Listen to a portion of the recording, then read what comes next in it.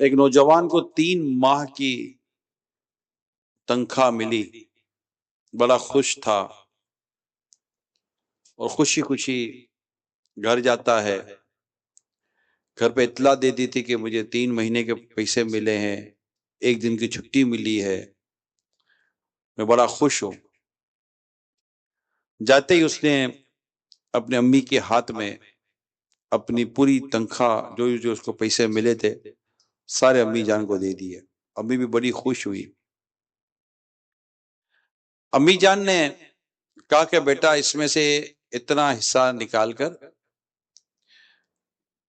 آگے ایک علاقے میں غریب گھرانہ ہے، جا کر بیٹا انہیں راشن وغیرہ دیو تاکہ ان کی بھی ضرورت پوری ہو۔ اللہ نے ہمیں اتنا دیا ماشاءاللہ، خوشی کا لمحہ ہے، خوشی کی گھڑیاں ہیں۔ بیٹے نے کہا جی امی جان۔ وہ گیا کہ بازار میں راشن وغیرہ جو کچھ کھانے پینے کا سامان تھا لے کر آ گئے۔ اب گھر جب واپس آئے تو ڈیفینیٹلی گھر میں بھی ایک خوشی تھی اور پکا ہوا تھا، خوب دعوت وغیرہ ہوئی۔ نوجوان کہتا ہے میں تھکا ہوا بھی تھا، کھانا وانا بھی کھا لیا تھا، سردی بہت تھی، میں سو جاؤں میں۔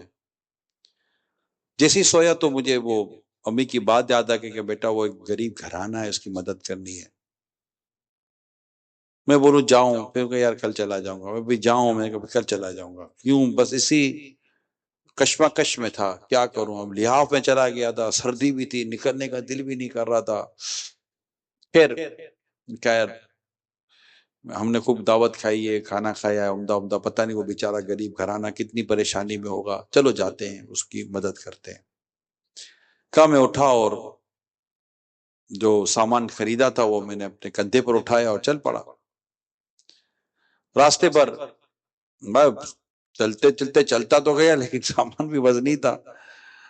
راستے پر سوچتا رہا کیسے ہوگا، کیا گھر ہوگا، کیا گھرانہ ہوگا۔ خیر کچھ دیر کے بعد میں گھر کے باہر پہنچا، دروازہ بجایا تو ایک چھوٹی سی 4-5 سال کی بچی نے میرا دروازہ کھولا۔ میں اس بچی پر بھوک کے، غربت کے، پریشانی کے، تکلیف کے آثار دیکھتا رہ گیا۔ پتلے سے کوئی کپڑے پہنے تھے، سردی سے بدن ڈھانپنے کے لیے کوئی پراپر انتظام نہیں تھا، حالانکہ کڑاکے کی سردی تھی۔ تھوڑی نیچے نظر پڑی تو اس کے پاؤں میں جوتیاں تک نہیں تھی۔ اتنا غریب گھرانہ تھا۔ میں تو دیکھتے میری آنکھوں سے آنسو نکل گئے، اتنی پریشان بھی کوئی گزارتا، اتنی پریشانی والی زندگی بھی۔ ایسے میں اندر سے ایک آواز آئی کہ بیٹا کون ہے؟ تو بیٹی نے ابھی، بچی نے اندر تو جواب نہیں دیا، مجھ سے پوچھا کہ آپ کے ہاتھ میں کیا ہے، کھانا ہے؟ میرے ہاتھ سے بورا نیچے رہ گیا، میری آواز ہی نکل رہی تھی کہ میں کیا جواب دوں۔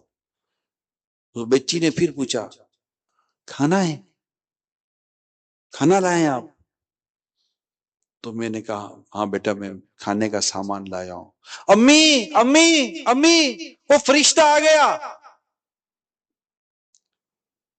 وہ آدمی ہکا بکا رہ گیا، بولا میں گناہگار، بدکار، سیاہکار آدمی، مجھے فرشتہ بنا دیا۔ یعنی یہاں فرشتہ صفت انسان ہوتا ہے نا، نیک، ہم نے یار فرشتہ صفت انسان ہے، نیک آدمی ہے، اچھا آدمی ہے، اس طرح مطلب کہ وہ گفتگو کو۔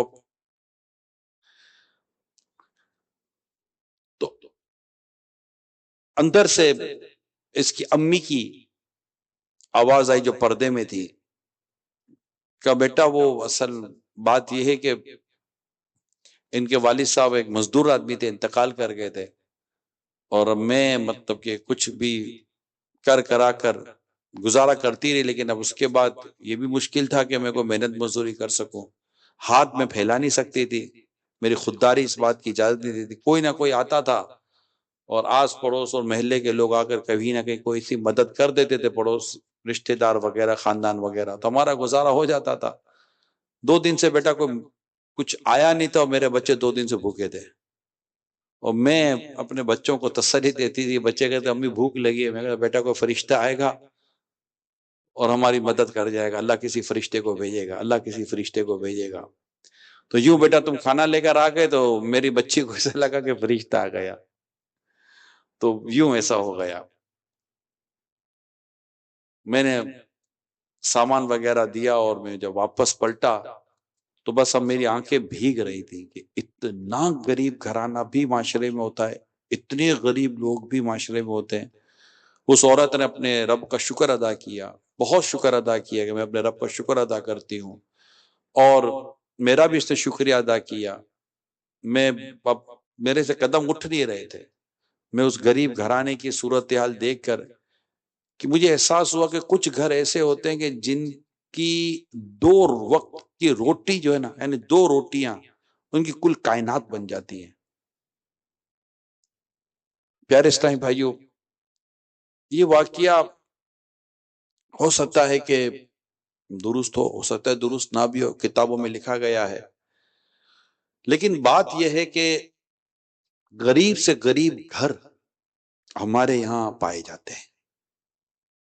وہ بسا اوقات ایسا ہوتا ہے کہ کسی ایک غریب کی مدد انسان کو کہاں کے کہاں پہنچا دیتی ہے۔ ایک شخص کو خواب آیا کہ فلاں کو عمرہ کرا دو، اس کا یہ نمبر ہے، اس کا یہ نام ہے۔ وہ شخص اٹھا، اس کو بولا یار اب یہ کیا، اس نے خواب کو اہمیت نہیں دی۔ دوسری رات میں یہ خواب آیا کہ فلاں کو عمرہ کرا دو، یہ اس کا نام ہے، یہ اس کا نمبر ہے، اس نے پھر امپورٹنس نہیں دی۔ تیسری رات پھر خواب آیا کہ فلاں کو عمرہ کرا دو، اس کا یہ نام ہے، اس کا یہ نمبر ہے۔ اب یہ اٹھ کر مسجد میں اپنے امام صاحب کے پاس گئے کہ امام صاحب یہ تیسری رات ایسے ہی خواب آیا ہے، اب تو نمبر بھی یاد ہو گیا، اب تو بندہ بھی، نام بھی یاد ہو گیا، کیا کروں؟ تو امام صاحب نے کہا اچھا خواب ہے، پورا کرنا چاہیے، اب رابطہ تو کریں، ہے کون؟ تو وہ کہہ رہے میں نے فون کیا، سامنے سے ایک شخص نے فون اٹھایا، میں نے کہا یہ نمبر ہے، کہا ہاں، بولا فلاں نام، بولا ہاں، جو مجھے خواب میں نام نمبر دیا وہی شخص نے فون اٹھایا۔ میں نے اس کو کہا کہ مجھے آپ کو عمرہ کرانا ہے۔ وہ کہنے لگا بھائی کون ہو، مجھے جانتے نہیں، پہچانتے نہیں، نہ میں تمہیں جانتا ہوں پہچانتا ہوں، عمرہ کرانا ہے؟ آپ مجھے عمرہ کرانا ہے؟ نہیں بھائی تو مجھے جانتے نہیں ہو کہ وہ ہوں کون، کبھی دیکھا ہے مجھے؟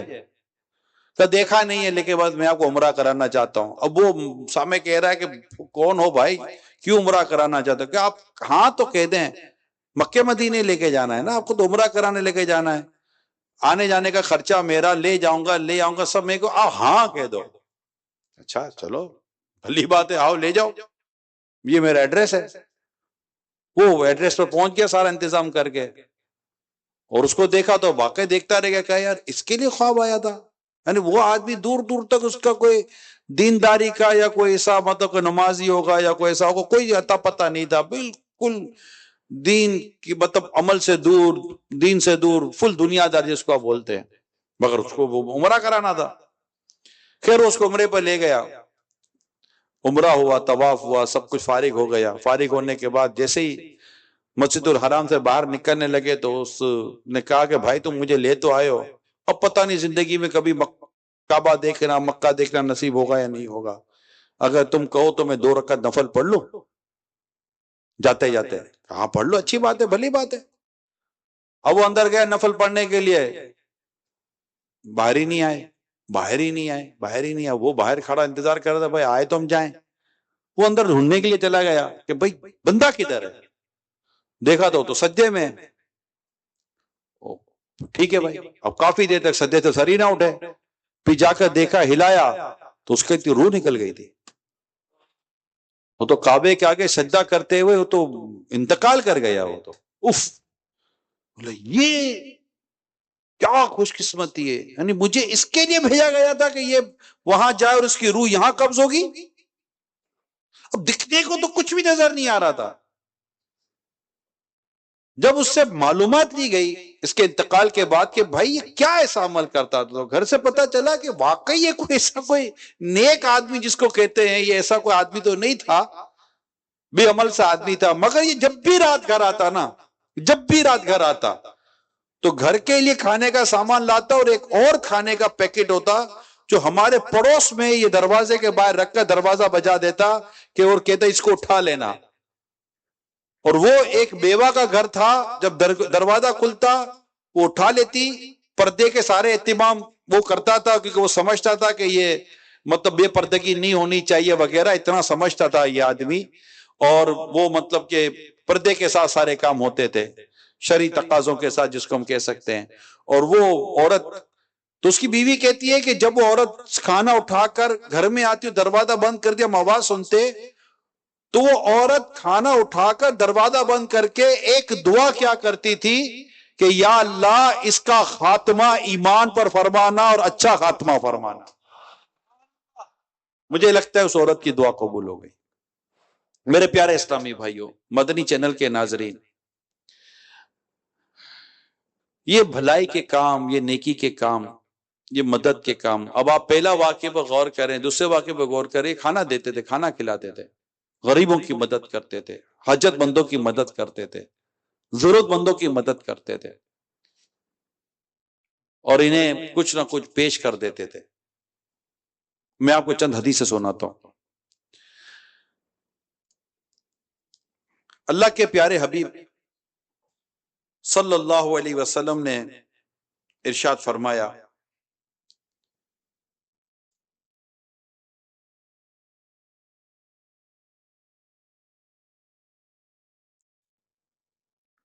جو اپنے مسلمان بھائی کو پیٹ بھر کر کھانا کھلائے،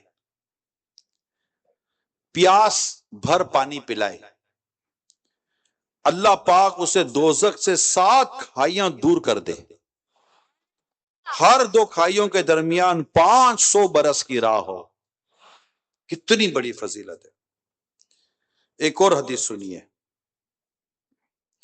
جس مسلمان کا جی کسی کھانے پینے یا کسی قسم حلال یعنی حلال قسم چیز کو چاہتا ہو، اتفاق سے دوسرا اس کے لیے وہی چیز مہیا کر دے، پیش کر دے، اللہ پاک اس کے لیے مغفرت فرما دے.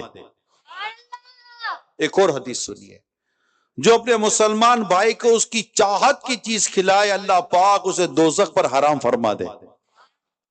ایک اور حدیث سنیے، اللہ کے پیارے حبیب صلی اللہ علیہ وسلم فرمائے، رحمت الہی واجب کر دینے والی چیز میں سے غریب مسلمانوں کو کھانا کھلانا ہے.